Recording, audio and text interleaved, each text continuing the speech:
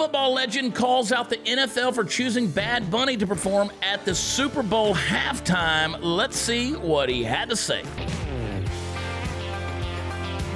You know, I'm old enough to remember when the Super Bowl halftime show was something that sort of brought Americans together. You know, it wasn't about politics or language wars or identity pandering. It was about putting on a show that celebrated America, our culture, our music, our people. But now the NFL has decided that the most American thing it can do is give the biggest stage in the world to someone who has said they don't even like this country. And that would be one called Bad Bunny. Now, NFL legend Eric Dickerson, he blasted the league for choosing Bad Bunny to headline the Super Bowl halftime show, calling it political crap. He said, I love my country, and if you don't like the United States, well, just get your ass out of here and don't come over here. I agree. I don't think he's wrong. Play the clip. I'm not surprised the NFL to do something like this. You know, that's how they have that political crap. They like they good guys, and they not. But, you know, Bad Bunny, where's Bad Bunny from? He's from Puerto Rico. To Puerto Rico. You don't want to, if you don't like the U.S., keep his ass over there. Apparently, well, Puerto Rico is part of the U.S. I know, but still, if you don't want, he don't like the U.S., I mean, don't come in and perform. A lot of people, parents are kind of up in arms because some of his content's kind of adult. Yeah. He talks about partying, women, this and that. You know, what do you make of that? Is that okay? Well, I mean, what songs don't?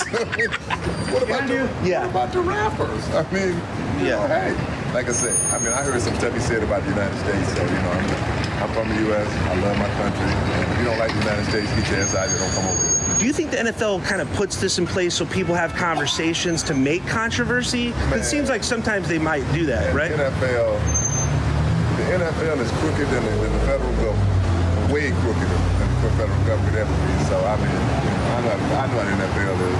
They don't care about their players, you know, So corruption from the top. Don't give me on that. No, I know.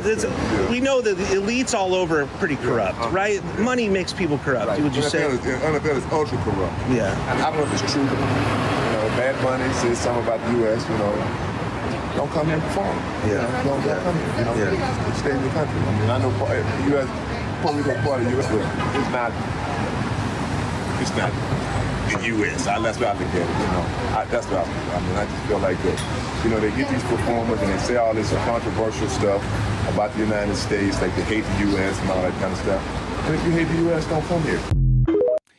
All right. Now, last week I was talking about Bad Bunny, and everybody got mad at me because how dare I say anything because I'm white. I must be scared of a brown person. I'm really not. Eric Dickerson, by your definition, is a brown person, and that's what he had to say about it. He said, if you don't like the country, if you're going to trash the United States, and you literally said that you refuse to perform in the United States, then why in the world are you going to come back to the United States and perform in our Super Bowl? Bad Bunny built a brand on being anti-establishment, anti-border, and apparently anti-America.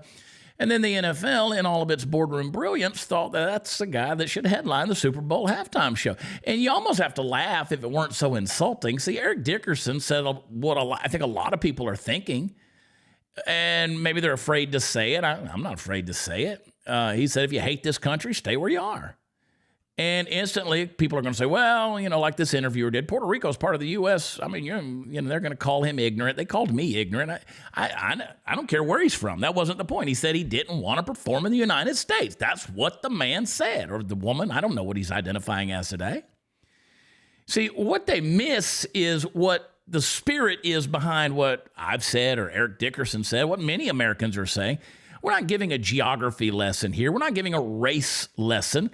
We're talking about a cultural one. Because the truth is, loving your country, it's not about where your passport says you're from. It's about loyalty. I mean, even Rosie O'Donnell says she's going to become a full-time Irish citizen now. Good for you, Rosie.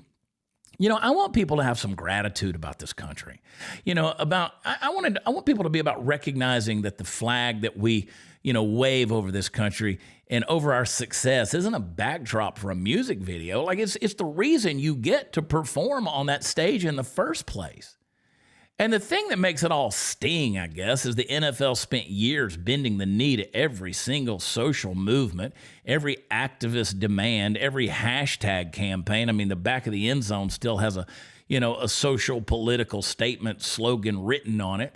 And they've gone from celebrating soldiers and first responders to celebrating those slogans and the symbols, from honoring the anthem to apologizing for it or even kneeling for it. And now they're going to be surprised that people like Dickerson are fed up. I mean, he said they're crookeder, that's his word, crookeder than the federal government.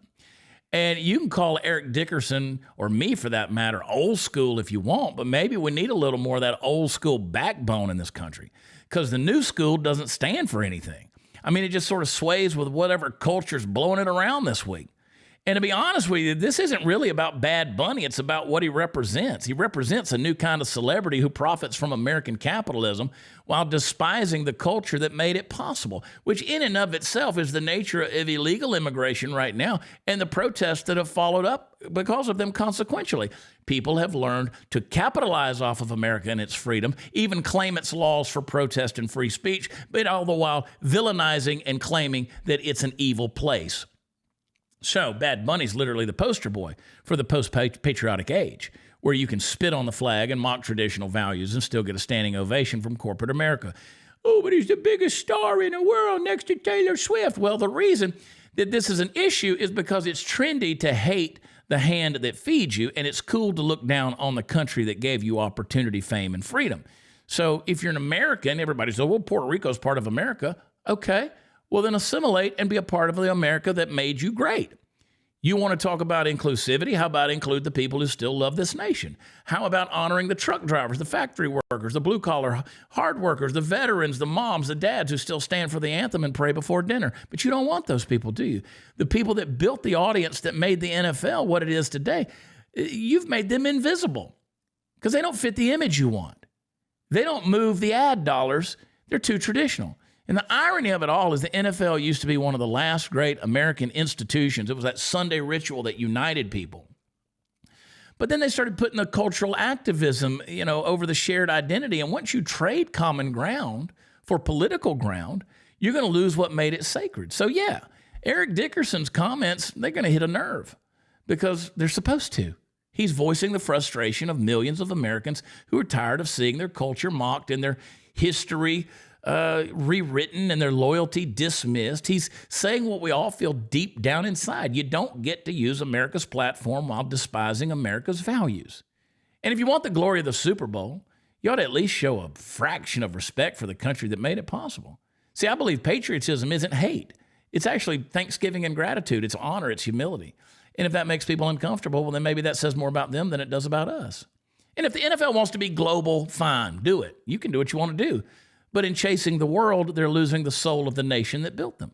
And someday they're going to look around that billion-dollar stadium and realize something very, very chilling and wrong. The stands are full, but the spirit is gone. So to Eric Dickerson, thank you, my friend, for saying what too many are scared to say.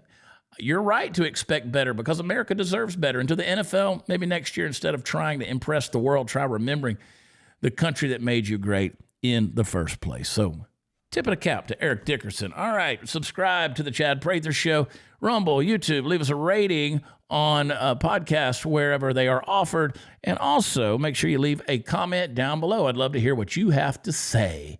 All right, until next time, I'm Chad Prather. I love y'all. God bless. Bye.